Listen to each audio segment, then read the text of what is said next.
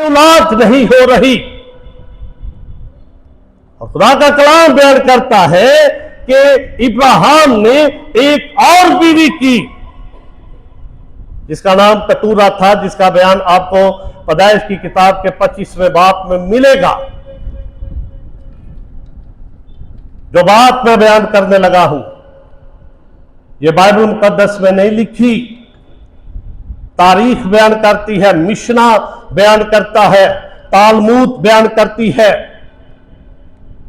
कि जब कतूरा को इब्राहिम के साथ ब्याया गया तो उसकी उम्र तालमूद में और मिशना में 16 साल बयान की गई है और इब्राहिम की उम्र 140 बरस की थी। बेटे के कोई औलाद नहीं, इसहाक के 20 साल गुजर गए और जब कतूरा को लाया गया जो नौजवान थी, दोशीजा जो 16 साल की उम्र की थी, इब्राहिम के उससे एक बेटा पैदा हुआ जिसका नाम उन्होंने जिमरान रखा। जिमरान के बाद यकसान पैदा हुआ, यकसान के बाद मदान पैदा हुआ, मदान के बाद मदयान पैदा हुआ और सोहा पैदा, समा पैदा हुआ। ये 6 बच्चे कतूरा से पैदा हुए और खुदा ने इसहाक को भी याद किया और उसकी बीवी हामला हुई।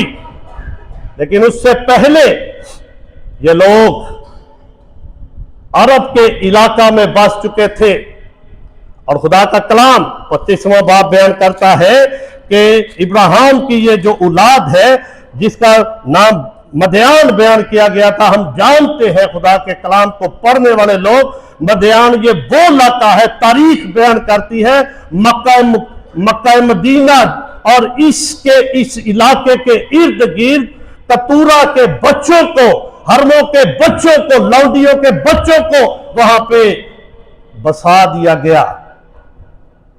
और फिर खुदा के कलाम के अंदर बयान किया गया है और यकसान से सबा और ददान पैदा हुए और ददान की औलाद से असूरी, लतूसी, लूमी और मदयान के बेटे से इफर, हनूब और अबीदा और अली द्वार पैदा हुए।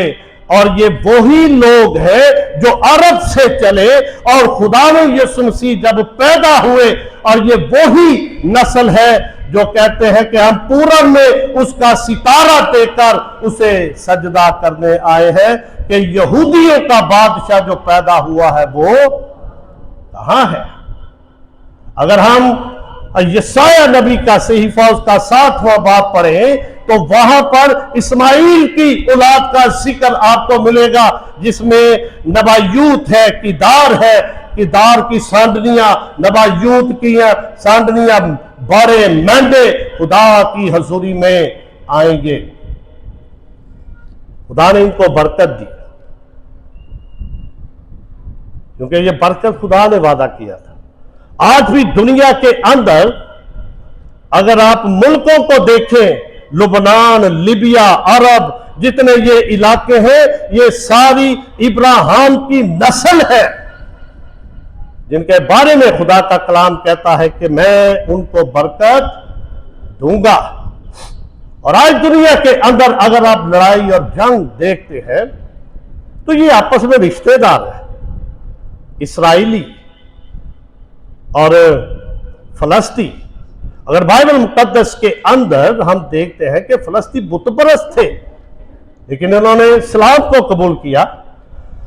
70 की दहाई में रोमी फौजों ने मुल्क इस्राइल को बर्बाद कर दिया, हैकल की ईंट से ईंट बजा दी। खुदा यीशु मसीह की पेशन गोई के मुताबिक जब शागिर्दों ने मत्ती की इंजील के 24वें बाब को जब हम पढ़ते हैं तो वहां पे बयान किया गया है और यीशु ने कहा कि ये बर्बाद कर दिए जाएंगे।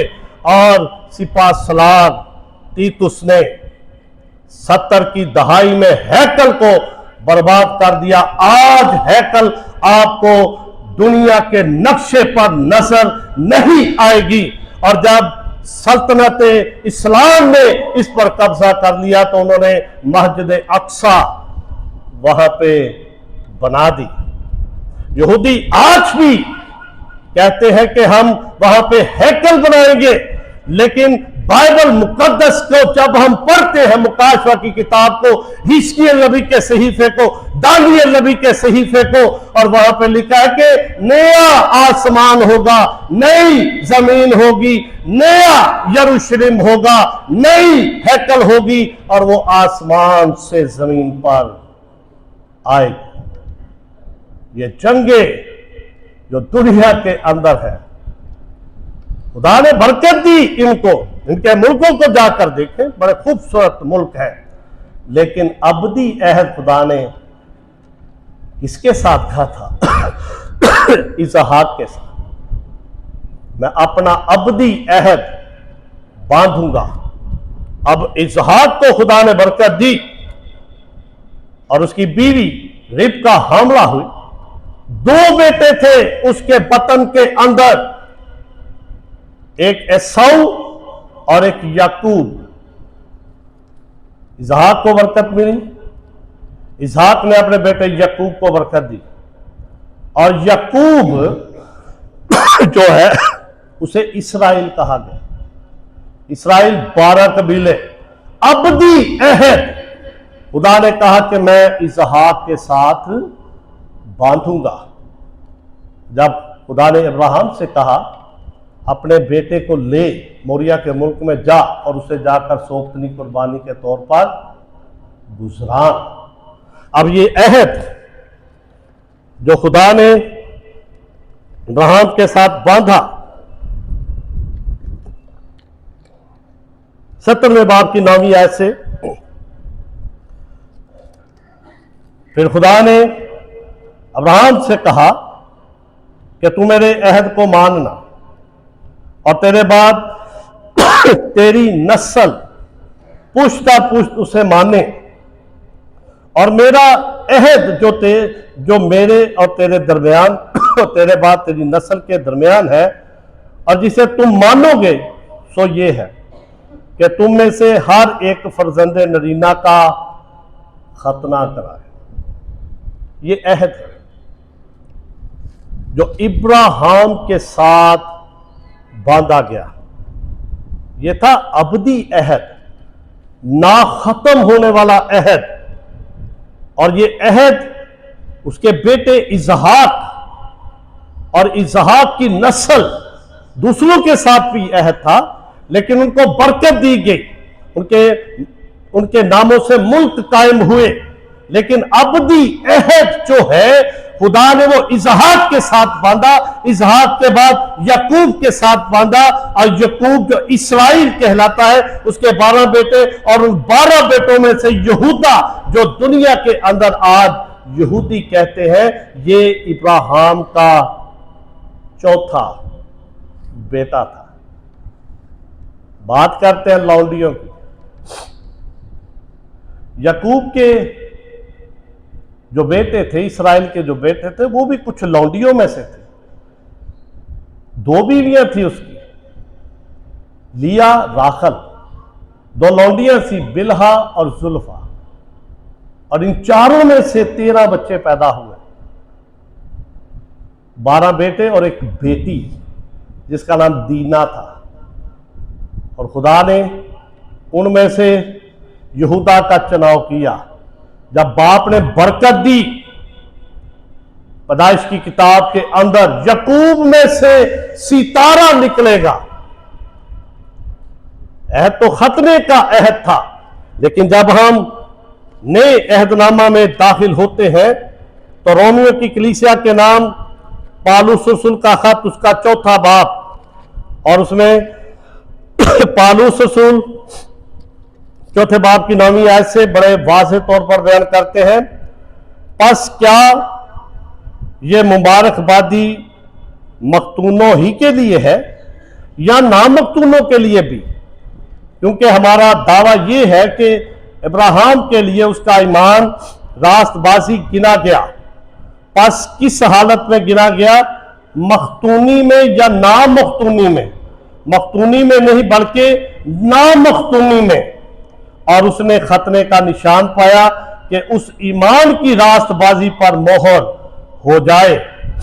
इब्राहिम ईमानदार था, जैसे वो अपने वतन से निकला था वो रास्तबाज ईमानदार हो गया, लेकिन उसकी ईमानदारी पर मोहर जो लगाएगी वो खतना थी। और पौलुस रसूल यहां पे बड़े वाज़ेह तौर पर बयान करता है। और फिर आगे चलकर जब हम कुलुसियों की कलीसिया के नाम पौलुस रसूल का खत पढ़ते हैं तो वहां पे बड़े वाज़ेह तौर पर पौलुस रसूल इस बात को बयान करते हैं। कुलुसियों के नाम पौलुस रसूल का खत, उसका 2 बाब और उसकी 11वीं आयत में लिखा है, उसी में तुम्हारा ऐसा खतना हुआ जो हाथ से नहीं होता, यानी मसीह का खतना जिससे जिस्मानी बदन उतारा जाता है, और उसी के साथ बपतिस्मा में दाखिल हुए, दफन हुए, और इसमें खुदा की कुव्वत पर ईमान लाकर जिसने उसे मुर्दों में से जिलाया उसके साथ जी भी उठे। अब ये खतना जो हाथ से किया जाता था, पुराने जमाने में बच्चों का खतना नाई करते थे, आजकल तो डॉक्टर करते हैं ना।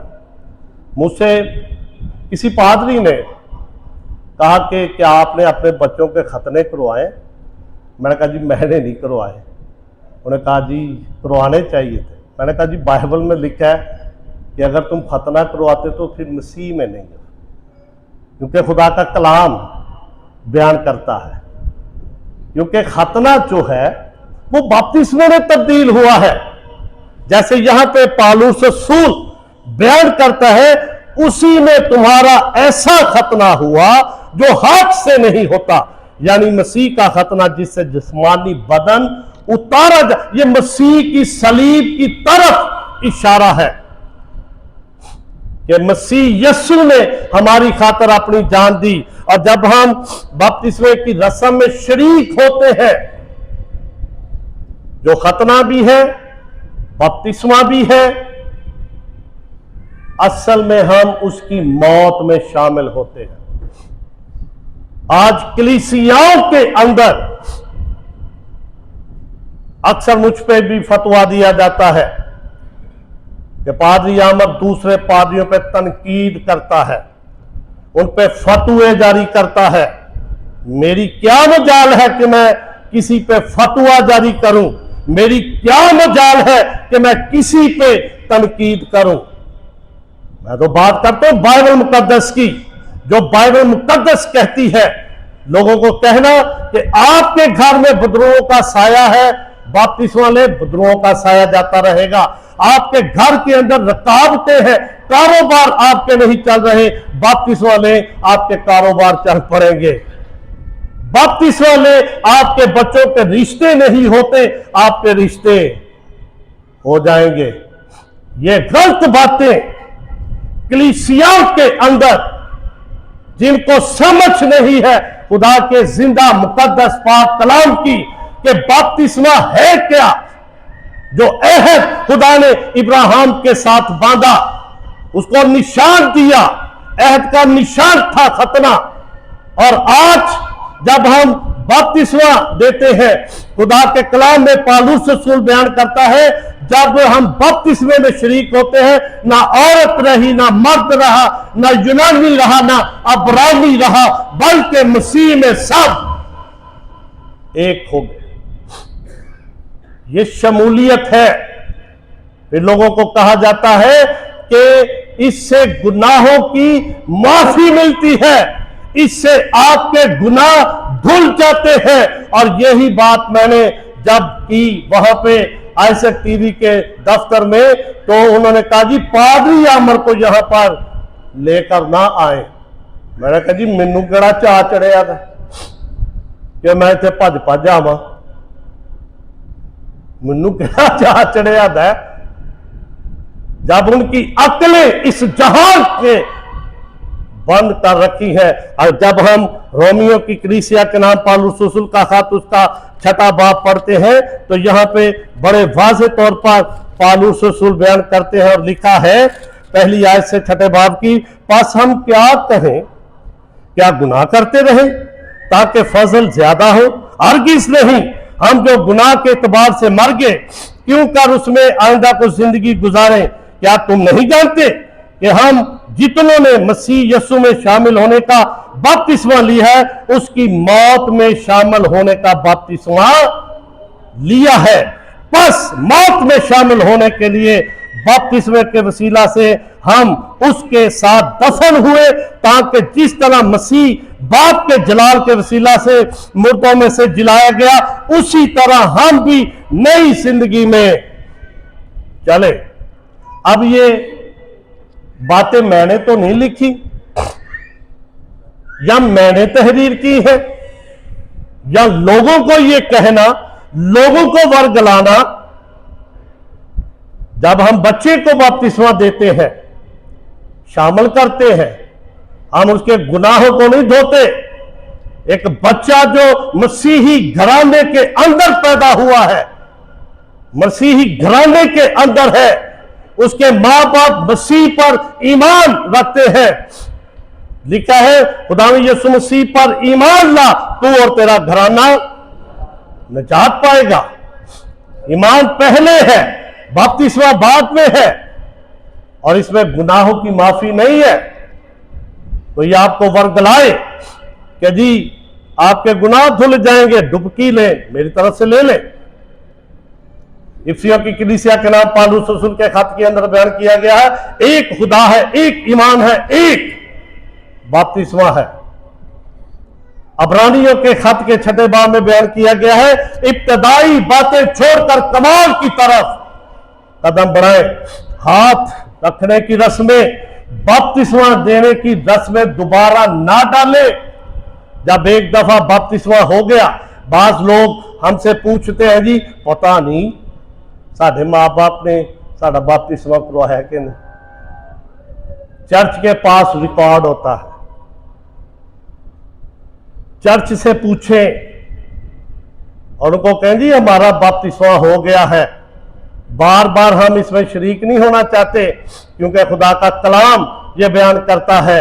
और जब हम मौत की बात करते हैं, तो हम बपतिस्मा लेकर, शामिल होकर, दफन होकर मसीह के वसीला से जी उठते हैं। और उसके बाद अगला जो प्रोसेस है, अबदी अहद, जब इब्राहिम अपने बेटे इसहाक को लेकर मोरिया के मुल्क में गया, वहां पर उसने अपने बेटे के लिए मसबा बनाया, रस्सियों के साथ उसे बांधा। अरबी जुबान में और अब्रानी जुबान में रस्सियों से बांधने का मतलब अक्द है, बांधना है। और खुदा ये अहद अपने बेटे के वसीला से जब इब्राहिम को खुदा तैयार करता है, तो ये वाज़ेह करता है कि खुदा अपने बेटे को दुनिया के लिए कुर्बान करेगा। और उसने क्या कहा? उसने रोटी ली, तोड़ी और कहा कि लो ये मेरा जो तुम्हारे लिए तोड़ा जाता है। उसने अंगूर का प्याला लिया, कहा कि मेरे खून में नया अहद है, जो बतेरों के गुनाहों की मुआफी के वास्ते। तो गुनाहों की मुआफी किसमें है? किससे धुलेगी? खून से। सारी थियोलॉजी को गलत कर देते हैं, इल्म इलाहियात को गलत कर देते हैं, क्योंकि पढ़े नहीं ना होते, इल्म इलाहियात की तालीम हासिल नहीं की होती। ये हम नहीं पढ़ते। हम पाक रूह को कहते हैं, पाक रूह हमें, तो पाक रूह में भी कहो कि बच्चों भी सिखा दे करे, स्कूले क्यों जाते हैं? ABC घर ही उन्होंने पढ़ा देना। पाक रूह जो आपको सिखा रहा है, मावा सुबह उठदियां ने, बच्चों नाश्ता बना, उन्होंने मेहनत कर, राती सौंदियां भी नहीं, बच्चे सारा दिन स्कूल इत्थे मौज मस्ती कर। और बाइबल मुकद्दस जो दुनिया की सबसे आला किताब है, पाक रूह, हम इनकार नहीं करते, पाक मददगार है। यह भी अच्छा नहीं कि रूह इल्म से खाली हो, समझ देता है पाक रूह, मददगार है पाक रूह, वकील है पाक रूह, मोबाइल इंसान की रहनुमाई करता है पाक रूह। गलत उसे प्रेजेंट ना करें। इब्लीस आपको बताता है लोगों को हलाकत की तरफ लेकर जाओ। खुदा यीशु मसीह का लहू हमें सारे गुनाहों से, जिसमें बार बार शरीक होने की जरूरत है, ना ना ना ना हुए मैं शायद बानी लीला का पता नहीं केड़ी आफत मेरे से आ जाए। तो जो यहो जी आ जाते ने ना, नहीं पापी सो कितने नहर ते चलो जी, नहर का पानी पी के भी बहाओ हम नहीं जी, चलता पानी पा के ते पियो, पींदे क्यों नहीं? जो उत्थे डुबकी देनी उदों पा के, जो पीना है उदों की है नपाक। समझने की जरूरत है खुदा के कलाम को। इन्होंने कारोबार बना दिए हैं, दुकानें सजा रखी हैं, खुदा के घर में आए, खुदा की हुजूरी में आए, इधर उधर भागते फिरते हैं, खुदा के घर में नहीं आते। जहां क्रूसड होते हैं वहां पे जाके तालियां बजाते हैं, बरकतें मिल गई। मैं कहा जी केड़ी बरकत? मैं कहा घड़ी मुड़ी कदी उत्थे पा क्रूसड ते कदी उत्थे क्रूसड, उतों भी बरकत मिल गई, उतों मैं कहा केड़ी बरकत लैके आए? ना ने बरकत साहब बुजुर्ग ये है, वो बरकत आपको मिलनी है जब आप खुदा के घर में आकर खुदा की हजूरी में झुकेंगे, गुनाहों की माफी मांगेंगे। पाप में इस पर तो आते नहीं है, खुदा के घर में आते नहीं है। कई बार कलाम सुनते ने, वाह जी पादरी साहब तू हाँ तो अज कमाल ही कर, ते आ जाना है खुदा के घर भी नहीं, असी खिड़की खोल के सुनने हैं। ऐसे बरकत नहीं मिलती, खुदा के घर में आकर बरकत मिलती है। दुनिया के कामों में इंसान उलझे हुए हैं, दुनिया की फिक्रों में इंसान, लेकिन अपनी रूह के बारे में फिक्र नहीं है। यसु को कहा जी पाक हो ना, कोई भी पाक नहीं, गुनाह गलतियां होती हैं हमसे। लेकिन जब हम महीने के पहले इतवार आते हैं, तौबा करते हैं, जाने अनजाने में गुनाह हुए हैं, माफ़ी दे दे, तेरा लहू मेरे गुनाहों को धोता है। हम दुआ करेंगे, अपने सरों को झुकाएंगे, सब खड़े होंगे, अपनी अपनी जिंदगी के बारे